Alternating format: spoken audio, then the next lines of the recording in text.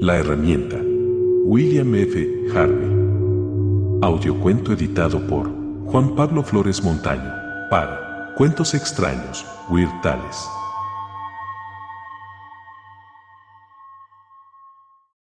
La herramienta. De Tool. Me gusta el largo pasillo sur, con sus paredes de color claro y sus ventanas bajas mirando al jardín. Suelo escribir aquí, ya que es un lugar muy tranquilo, especialmente cuando Heyerby está indispuesto y se ve obligado a quedarse en su habitación.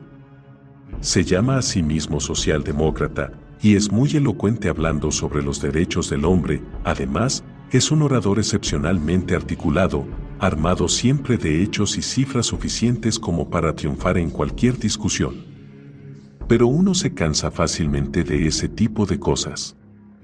Si tuviera que elegir entre ambos, preferiría oír a Charlie Label recitar sentado su interminable pedigrí mientras babea sobre su calceta. No puedo evitar sonreír para mí mismo cada vez que me acuerdo del sermón de ayer. El predicador en esta ocasión fue el canónigo Eldred, y evidentemente se sentía incómodo, igual que me habría sentido yo en circunstancias similares.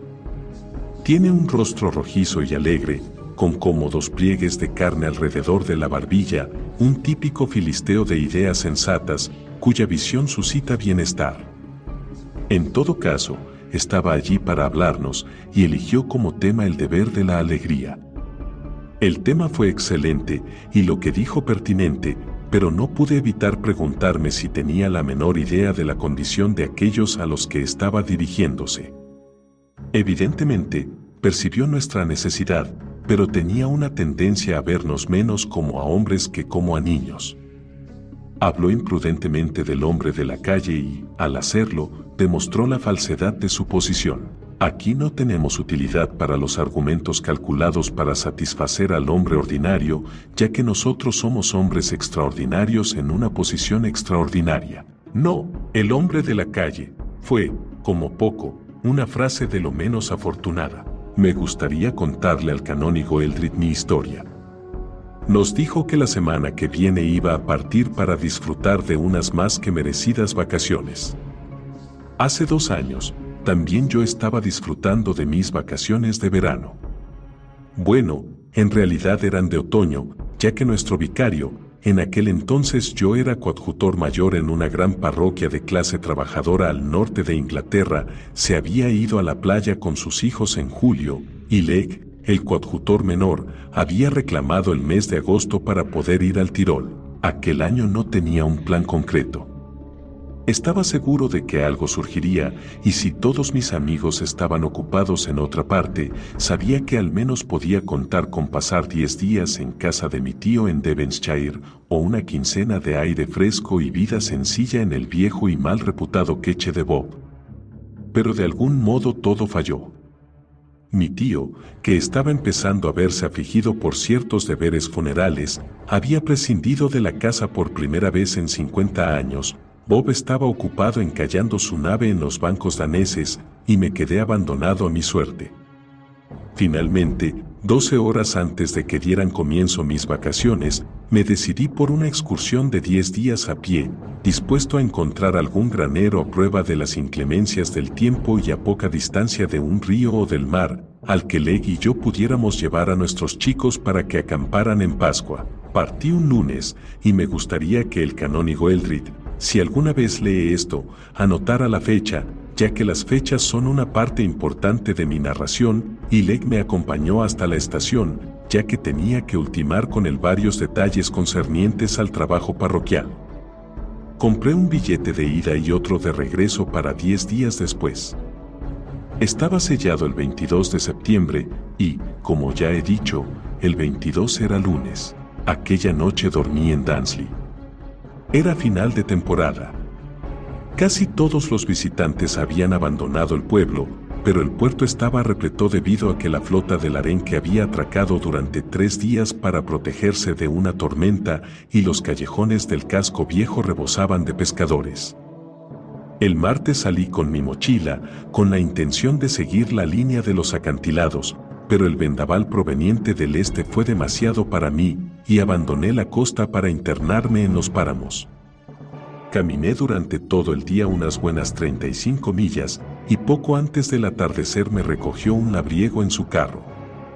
Se dirigía a Chetzolme y allí pasé la noche en la posada del barco, a un tiro de piedra de la iglesia de la abadía. El miércoles no me sentía muy inclinado a recorrer mucho trecho, de modo que cuando esa misma mañana llegué a Radmoor, dejé mis cosas a cargo del anciano señor Robinson en El Cuervo, le pedí prestados una caña y aparejos, y pasé la tarde pescando en el arroyo Lansdale. Encontré un lugar espléndido para acampar, aunque sin granero ni edificio en los alrededores, y visité al propietario, encargado de iglesia, que de buena gana nos dio permiso para instalar allí nuestras tiendas, si es que alguna vez llevábamos a los chicos. La noche del miércoles la pasé en Radmoor, la del jueves en Frankston Edge, donde cené con el vicario, un antiguo compañero de universidad de Legg, y el viernes en Goorten. La patrona de la posada en Goorten tenía una jaula con un loro verde en el salón. Estaba admirablemente amaestrado, y aunque habitualmente no me caen demasiado bien estos animales, recuerdo que pasé bastante tiempo hablando con él aquella noche. Salí de allí el sábado por la mañana dispuesto a darme una buena caminata y probablemente a empaparme. No es que estuviera lloviendo, pero la niebla proveniente del mar estaba extendiéndose sobre los páramos, y no me quedaba más remedio que encararla, ya que mi destino se encontraba en dirección este. Seguí la carretera hasta donde acababa el valle, y después tomé un rudimentario sendero que flanqueaba una plantación de abetos hasta llegar a una cantera abandonada. Al mediodía estaba justo en el punto más alto de la meseta. Me comí mis bocadillos refugiado bajo una turbera, mientras intentaba ubicar mi posición exacta en el mapa. No fue fácil, pero conseguí aproximarme, y después miré cuál era el pueblo más cercano en el que encontrar alojamiento para pasar la noche. Chetzolme, donde ya había dormido el martes, parecía ser el de más fácil acceso, y aunque me habían cobrado el doble de lo que sería razonable por cenar, dormir y desayunar, podía considerarse que la tarifa era justa, pues la casa era muy tranquila, algo a tener en cuenta siendo como era sábado por la noche. Pasadas las 2, abandoné mi refugio. Al principio tuve cierta dificultad para dar con el camino correcto. En el páramo no había indicadores que me guiaran, lo único que rompía aquella llana extensión eran 2 hileras de montones de esquisto, situadas en paralelo de norte a sur, marcando los lugares en los que, muchos años antes, los hombres habían buscado hierro. Gradualmente, los montones fueron haciéndose menos frecuentes, y ya estaba empezando a pensar que los había dejado atrás por completo cuando uno mayor que los demás asomó entre la niebla. Todo hombre ha experimentado en algún momento de su vida esa extraña intuición de peligro que, de ser lo suficientemente fuerte, nos obliga a alterar nuestro curso de acción, sustituyendo un motivo razonable por el ciego impulso del miedo. Estaba caminando directamente hacia el montón cuando de repente me detuve por completo. Algo parecía repelerme, al mismo tiempo que me di cuenta de lo intenso de mi aislamiento, a solas en mitad de los páramos, a millas de distancia de cualquier semejante. Permanecí inmóvil medio minuto, dudando sobre cómo proceder. Entonces me dije a mí mismo que el miedo siempre es más intenso cuando uno lo tiene a la espalda, de modo que, sonriendo ante mi desatino, continué avanzando. Junto al extremo más alejado del montón encontré el cadáver de un hombre. Era extranjero, de piel oscura y rizos largos y aceitosos. Alrededor del cuello tenía atado descuidadamente un pañuelo escarlata. Llevaba pendientes en las orejas. Yacía sobre la espalda y tenía los ojos completamente abiertos. La primera sensación no fue ni de sorpresa ni de piedad, sino de náusea, una náusea intensa y desbordante. Entonces, con esfuerzo, conseguí sobreponerme y examiné el cadáver más atentamente. Pude ver de inmediato que llevaba varios días muerto. Las manos estaban frías y blanquecinas, y las extremidades extrañamente flácidas. Sus ropas eran poco más que harapos. La camisa estaba desgarrada y tatuado sobre el pecho, incluso horrorizado como estaba no pude dejar de maravillarme de la habilidad con que había sido hecho. Tenía un enorme loro verde con las alas extendidas. Al principio no vi señal alguna que explicara cómo había encontrado la muerte aquel hombre. No fue hasta que le di la vuelta al cadáver cuando vi una fea herida en la base del cráneo, que podría haber sido causada por un instrumento romo o por una piedra. Ya no podía hacer más salvo informar del asunto a la policía con la mayor presteza posible. El policía más cercano estaría estacionado en Chezzolme, a 10 millas de distancia, y decidí que el mejor modo de llegar allí a través de la niebla sería caminar en dirección este hasta dar con la línea férrea de transporte de minerales proveniente de las canteras de hierro de Bleadale. Así lo hice, y no olvidaré fácilmente la gozosa sensación como de haber regresado al mundo de los vivos que me produjo oír el distante silbato de una locomotora y ver 5 minutos más tarde, a través de un claro entre la neblina, la larga caravana de vagones recortada contra el cielo. A partir de aquel momento, mi avance fue menos lento. Y, liberado de la necesidad de mantener un sentido de la orientación constante, empecé a pensar más profundamente en mi horrendo descubrimiento. ¿Quién era aquel hombre y por qué había sido asesinado?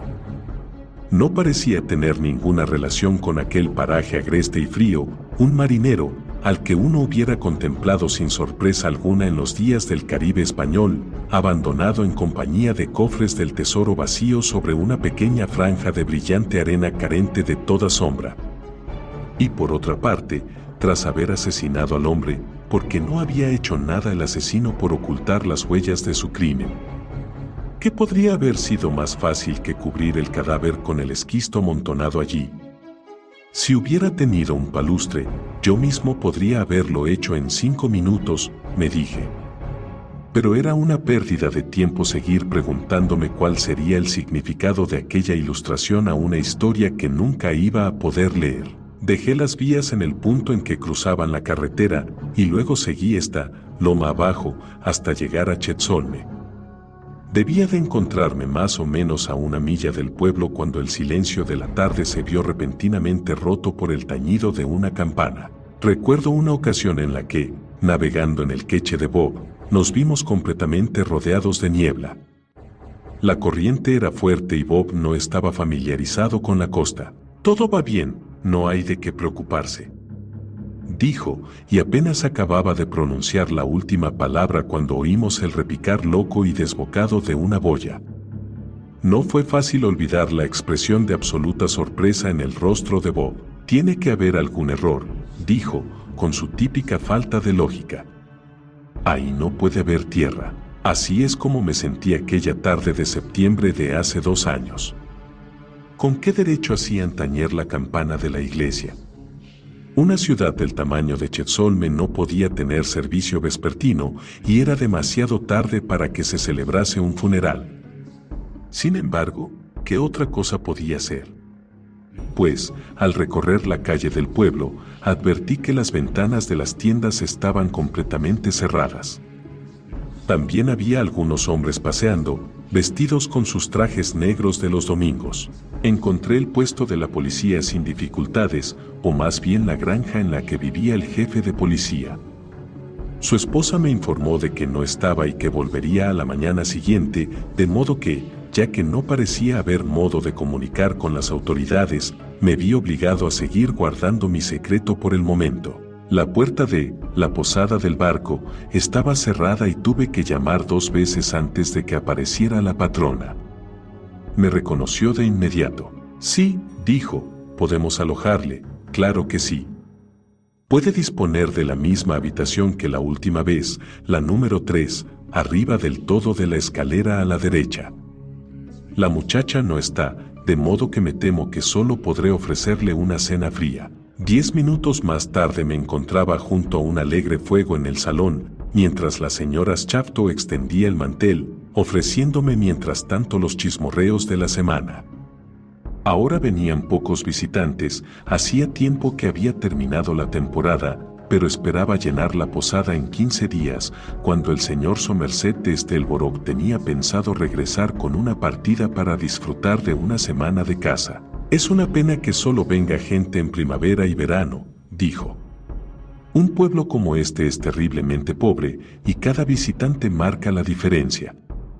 Supongo que lo encontrarán demasiado solitario, pero, por mi vida, que no hay nada que temer en estos páramos. Podría usted caminar durante todo el día sin encontrarse con nadie. No hay nadie que pueda hacerle daño. Bueno, señor, aquí está su cena. Si desea algo, no tiene más que hacer sonar la campanilla». «¿Cómo es?», pregunté al sentarme, «que todo está tan tranquilo esta noche?» «Siempre había pensado que las noches de sábado eran las de más trabajo para ustedes». «Y así es», dijo la señora Shafto, «pero los domingos hacemos muy poco negocio. Verá, solo tenemos licencia para 6 días a la semana».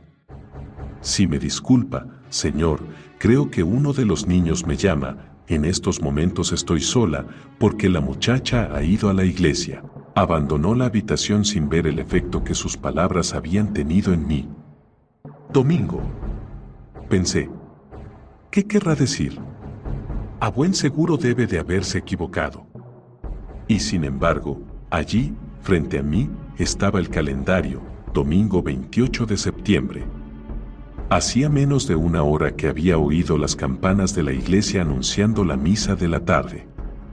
Los hombres que había visto en las calles eran tan solo los típicos perezosos domingueros. De algún modo, había perdido un día de la semana. ¿Pero dónde? Extraje mi diario de bolsillo. El espacio dedicado a cada día estaba relleno con breves notas. Primero, me dije, aseguremos una fecha de referencia. Estaba convencido de que había empezado mis vacaciones el lunes 22. Para mayor confirmación, allí estaba todavía la mitad de mi billete con la fecha estampada. El lunes había dormido en Dansley, el martes en esta misma posada de Chetsolme, el miércoles en Rapmoor, el jueves en Frankston Edge y el viernes en Gorten. Cada día parecía estar bien cubierto y mis recuerdos de cada uno estaban claramente definidos. Y sin embargo, en alguna parte, había un vacío de 24 horas sobre las que no sabía nada. Siempre he sido despistado, ridículamente despistado, dirían mis amigos. De hecho, es un rasgo de mi carácter que en más de una ocasión me ha llevado a situaciones de lo más embarazosas, pero esto era algo de una naturaleza completamente distinta. En vano hurgué en mi memoria en busca de, aunque solo fuera, un atisbo de explicación. La semana regresó a mí no como una secuencia de días grises e indistinguibles, sino como la más luminosa y bien ordenada de las procesiones. ¿Realmente era domingo? ¿Sería todo aquello un engaño, consecuencia quizá de una absurda apuesta? A falta de una hipótesis mejor, merecía la pena poner esta a prueba. Fingí que había terminado de cenar y, tras tomar mi sombrero del guardarropa, me apresuré a salir a la calle. Anduve en dirección a la iglesia, pero a medida que me aproximaba al edificio el corazón me dio un vuelco. Pasé junto a media docena de jóvenes que holgazaneaban junto al pórtico de la iglesia, esperando para acompañar de vuelta a casa a sus chicas. «Vaya domingo más aburrido», dije, y uno de ellos se detuvo en el acto de ir a encender un cigarrillo para mostrarse de acuerdo conmigo. Permanecí junto a la puerta escuchando. Estaban cantando el himno vespertino del obispo Ken. Después llegó la voz como de gaita del párroco, rogando defensa ante los peligros y riesgos de la noche. Dominado por una sensación de insoportable depresión, regresé a la posada y a su vacío salón. Después de todo, me dije, no puedo hacer nada al respecto. Tampoco soy el primer hombre que pierde la memoria. Debería estar agradecido por haberla recuperado tan deprisa, sin haber sufrido daños. En todo caso, darle más vueltas no puede conducirme a nada bueno. Pero, a pesar de mi decisión, descubrí que me resultaba imposible controlar mis pensamientos. Una y otra vez me descubría volviendo al tema, fascinado por aquella repentina ruptura del pasado y las posibilidades que generaba. ¿Dónde había estado? ¿Qué había hecho? Creo que fue la visión de una hucha normal y corriente para recoger colectas para un hospital que había sobre la repisa de la chimenea, lo que me sugirió una nueva manera de afrontar la situación. Siempre mantengo un riguroso control de mis cuentas, apuntando los gastos de cada día, no en mi diario, sino en una libreta de bolsillo por separado. Pensé que esta podría arrojar nueva luz sobre el asunto. La extraje y hojeé apresuradamente sus páginas. A primera vista no me decía nada nuevo. Estaba la misma lista de pueblos con sus respectivas posadas, no aparecía ningún nombre nuevo. Después volví a leerlo. Esta vez descubrí algo. Las cantidades que había pagado en facturas por una noche de alojamiento, cena y desayuno eran muy parecidas en todas las posadas, con la excepción de la posada del barco en Chetzolme. Esta factura parecía ser por una cantidad justo el doble de lo que debería haber sido. Solo recordaba haber pasado una noche allí, la del martes. Pudiera ser que también hubiera pasado la del miércoles. Hice sonar la campana y le hice saber a la señora Shaftow lo que querría desayunar al día siguiente. Después, mientras abandonaba la habitación, le pregunté qué días había dormido allí anteriormente. El martes y el miércoles, dijo. Nos dejó el jueves por la mañana para ir a Rapmore. Buenas noches, señor. Me aseguraré de que le despierten a las 7:30, de modo que mi suposición era acertada. Había perdido un día en Chetzolme. Tan pronto como se hubo marchado, deseé haberle preguntado más cosas a aquella mujer. Quizá hubiera podido decirme qué había estado haciendo. Y sin embargo, ¿cómo hacer una pregunta de semejantes características, salvo de un modo muy vago, sin levantar sospechas sobre el sano juicio de uno? Su actitud para conmigo me revelaba con claridad que mi conducta debía de haber sido de lo más normal. Lo más probable es que hubiera pasado el día paseando, únicamente para regresar a la posada por la noche a punto de desfallecer de agotamiento. ¿Por qué debería preocuparme esto, tan niño en comparación con la tragedia que representaba mi descubrimiento de aquella tarde? Resultaba evidente, en todo caso, que no iba a encontrar paz sentado junto a la chimenea en el salón. El reloj acababa de marcar las 9:30, cogí mi vela del aparador y subí a acostarme. Mi dormitorio era muy parecido a la mayoría de los dormitorios de las posadas de campo, con la salvedad de que en uno de los rincones colgaba una estantería con media docena de libros, los sermones del advenimiento del Dr. Micheljen, los viajes de Gulliver, anécdotas de Yorkshire, la casa junto al mar y 2 volúmenes encuadernados, uno de Boys on Paper y el otro de una revista americana. Tomé este último y, pasando las páginas, vi que la tipografía era buena y que las historias estaban ilustradas con unos grabados bastante aceptables. Me metí en la cama y, situando la vela sobre una silla a mi lado, empecé a leer. La historia trataba sobre un joven ministro metodista de una pequeña ciudad de Nueva Inglaterra. La muchacha de la que estaba enamorado se había prometido en matrimonio con un marinero que había llegado a sus costas proveniente de un bergantín que había encallado mientras se dirigía de Esmirna a Baltimore. Enloquecido por el amor de la muchacha hacia el forastero, escribía una carta convocando a este a un encuentro en las dunas de la playa, y allí asesinaba a su rival atravesándole el corazón de un disparo. No había nada demasiado destacable en el cuento. Lo leí hasta el final sin emocionarme en lo más mínimo. Pero al volver la última página, me encontré con una ilustración a toda página que me fascinó por completo. Mostraba la escena en las dunas, el ministro vestido de negro observaba el cadáver del marinero sirio, tal y como yo había hecho aquella tarde, y debajo aparecía una leyenda extraída del cuento. ¿Qué no habría dado por eliminar aquella visión de su memoria? Supongo que hasta ese momento sobre el que ahora escribo, mi vida había sido de lo más ordinaria, repleta de preocupaciones y placeres diarios de lo más ordinarios, marcados por una rutina ordinaria. En el espacio de un par de horas había experimentado 2 grandes impactos emocionales, el descubrimiento repentino del cadáver del páramo y esta inexplicable pérdida de memoria. Cada uno por separado había resultado ser lo suficientemente perturbador, pero al menos los había observado como si no hubiera la más mínima conexión entre ellos. El azar me acababa de mostrar que podía estar equivocado. Tal y como estaban las cosas, había permanecido en una línea divisoria de aguas de la que surgían dos ríos, y había supuesto que cada uno fluía hacia un océano distinto. Las nubes se levantaron y vi que el uno se unía al otro para formar un torrente de fuerza irresistible que inevitablemente iba a arrollarme.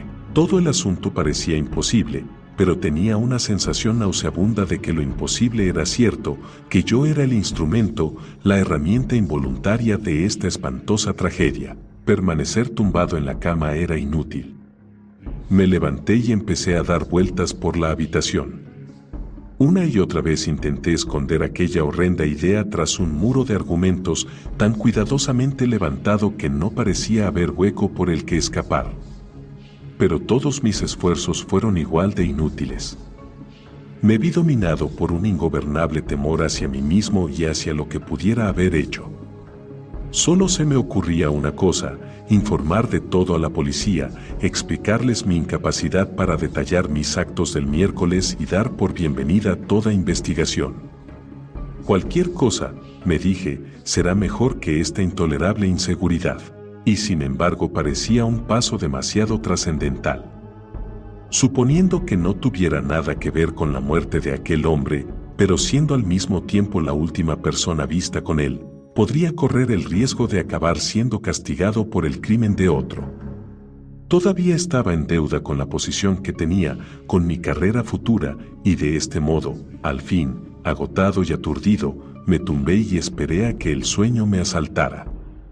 Y lo hice con la firme intención de que a la mañana siguiente volvería sobre mis pasos y recorrería a la inversa el camino que había seguido aquella tarde. Podría descubrir alguna pista nueva sobre la tragedia. Podría incluso descubrir que todo el asunto no era sino la fantasía de un cerebro agotado. Lentamente percibí que la conciencia iba abandonándome. Una neblina cálida y suave me rodeó y me envolvió. Oí sonar las campanas de la iglesia marcando la hora, pero estaba demasiado agotado como para contarlas. La campana tañía y tañía, cada nota fue haciéndose más débil, y entonces me quedé dormido. Cuando me desperté eran las 9. Los rayos del sol entraban brillantes por la ventana, y cuando retiré la cortina pude ver un cielo de azul inmaculado. El sueño me había traído esperanza. Me vestí rápidamente, riéndome de mis temores de la noche anterior. Según qué humores, nada es tan fuerte como la fuerza de una coincidencia inesperada. Me dije que la noche anterior había estado de un humor excesivamente sensible y mórbido, y a la clara luz del día volví a coger el volumen encuadernado que tanta inquietud me había producido. En realidad no había nada en la historia del ministro metodista y el marino que pudiera relacionarse con mi caso, y en cuanto a la ilustración, volví la última página y descubrí que la ilustración no existía. Evidentemente, todo había sido producto de mi imaginación. Otro día estupendo, dijo la señora Shafto al traerme el desayuno. ¿Va a salir otra vez a pasear? Si quiere, podría prepararle unos bocadillos. Pensé que era una buena idea, y tras decirle que no volvería antes de las 4 o las 5, me puse en marcha poco después de las 11. Durante las primeras millas no tuve ninguna dificultad para seguir mis pasos a la inversa, pero una vez hube cruzado las vías del ferrocarril de Minerales ya no había señales para guiarme. En más de una ocasión me pregunté por qué seguía avanzando. No podía encontrar ninguna respuesta satisfactoria. Ahora creo que lo que me empujaba debió de ser el deseo de enfrentarme cara a cara con los hechos. Ya me había hartado de las desenfrenadas fantasías de la noche anterior y deseaba descubrir alguna pista sobre el misterio, por débil que fuese. Al final conseguí llegar hasta la vieja explotación minera. Allí estaba la larga línea de montones, alzándose como una muralla, y allí, algo más allá, el que se alzaba a solas frente a todos los demás, aquel junto al que yacía el cadáver. Lentamente me fui aproximando a él. Parecía más pequeño a la luz de un día despejado que rodeado por las neblinas del domingo. ¿Qué iba a encontrar? Con el corazón palpitando trepé por un costado y ascendí la pendiente de esquisto. Me alcé en la cumbre y observé a mi alrededor.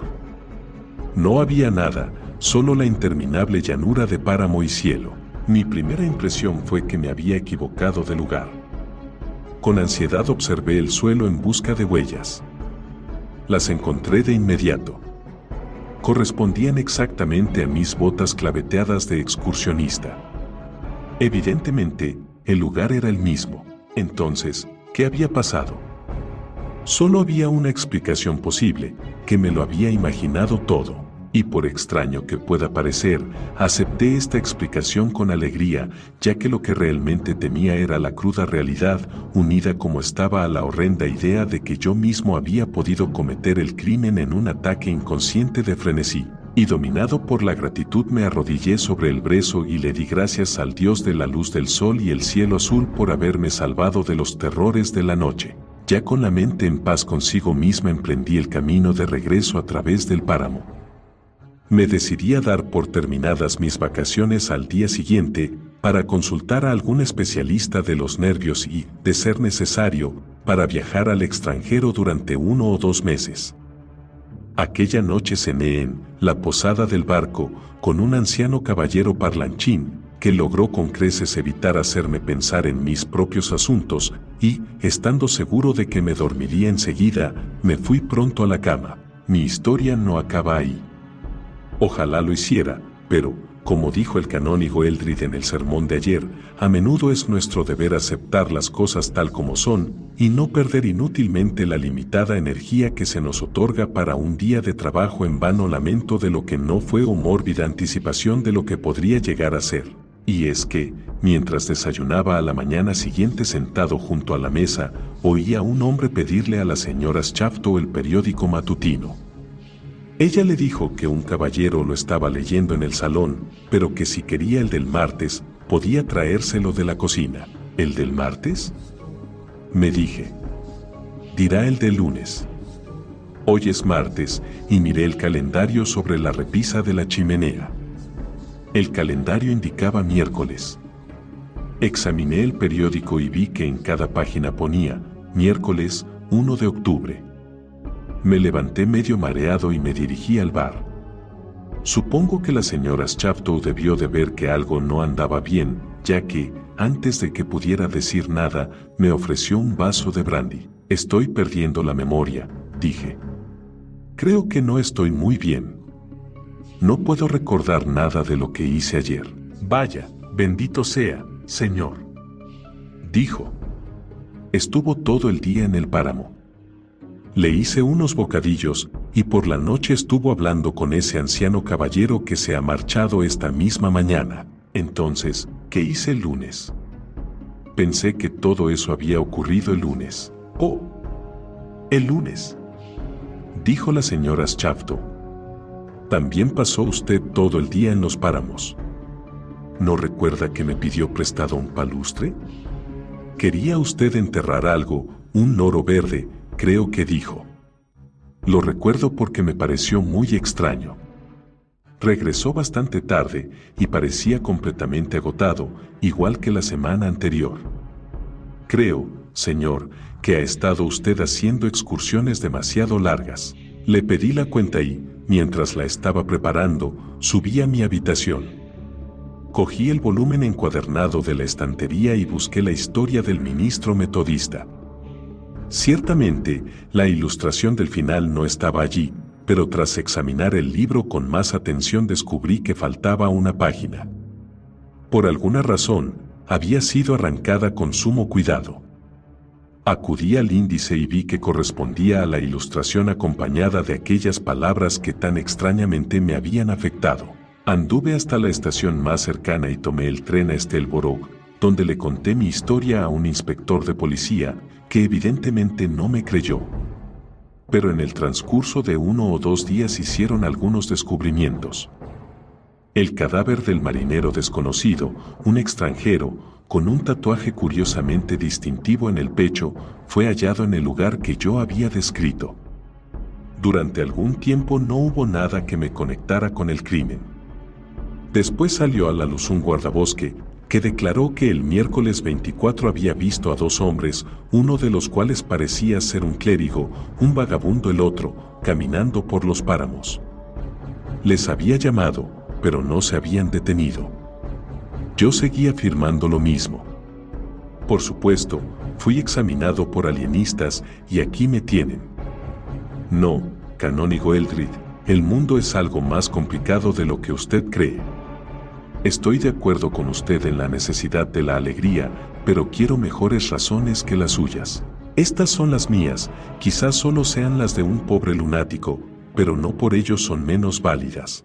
El mundo, tal y como yo lo considero, está gobernado por Dios a través de una jerarquía de espíritus. El pequeño Charlie Label, por cierto, dice que vio al arcángel Gabriel ayer por la tarde, saliendo del baño, y por lo que sabemos, podría tener razón. Está gobernado por una jerarquía de espíritus, algunos mayores y más sabios que los otros, y cada uno tiene encomendada una tarea apropiada a su condición. Supongo que por alguna razón, que podría no llegar a saber nunca, era necesario para la salvación de aquel marinero el morir de una manera determinada, para que al menos su alma pudiera ser purgada mediante un terror repentino. No puedo explicarlo, pues yo solo fui la herramienta. El gran y poderoso, pero no todopoderoso, espíritu hizo su labor en lo que respecta al marino, y luego, con el amor propio de un artesano por su herramienta, tuvo condescendencia hacia mí. No había necesidad de que yo recordara lo que había hecho, había sido el instrumento de Dios tal y como Gag había sido el instrumento de Satán, por lo que, una vez finalizada mi tarea, el espíritu, piadosamente, retiró todo recuerdo sobre este acto de mi memoria. Pero, tal y como ya he dicho antes, no era omnipotente, y supongo que el deseo de la bestia en mi interior por ver de nuevo su obra me guió inconscientemente hasta el montón de esquisto en el páramo, a pesar de que en el último minuto había notado algo que me urgía a no seguir avanzando. Eso, y la lectura por azar de un cuento mediocre en una revista, había sido mi perdición, cuando por segunda vez perdí la memoria, y algún poder externo tomó el control de mi persona para esconder las pruebas antes de que volviera a visitar la escena del crimen. La cadena de acontecimientos había pasado ya a otras manos. A veces me sorprendo preguntándome quién era aquel marino y cómo debió de haber sido su vida. Nadie lo sabe.